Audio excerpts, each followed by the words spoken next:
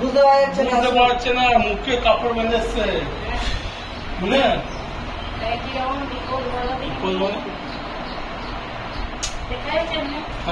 ঢুকছে দেখাচ্ছে। আমাকে ইয়ে বললো কাকিমা তো এই ব্যাপার জেগেছে, মুখে কাপড় বেঁধে আছে ওই মানুষগুলো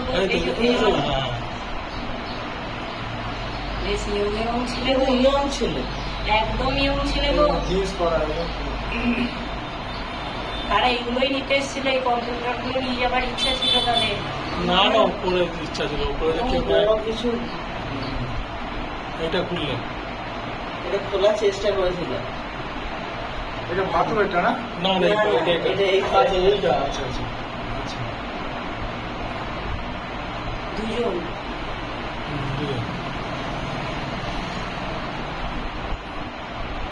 সবদিকে কারেন্ট আসতো না, ওনাকে তো চেনে প্যান যাওয়া পরে এরকম ধরনের ছিলেন।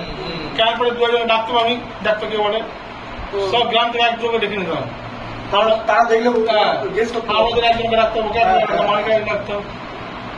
তবে এটা দেখানো উচিত কিন্তু যতই মাস্ক ফেলে থাক চিনতে পারবে কেউ না কেউ, না হাত পা দেখে চড়া দেখেও চিনতে পারবে। লোকাল ছেলে না বাইরে থেকে এসেছিল চেনা যাবে কিন্তু।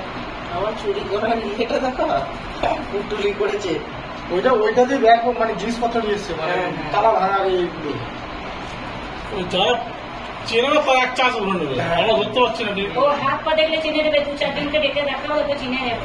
দেখছি তুমি বড় করে ভিডিও করে ছেড়ে দাও সব সামনে, দোকানের সামনে।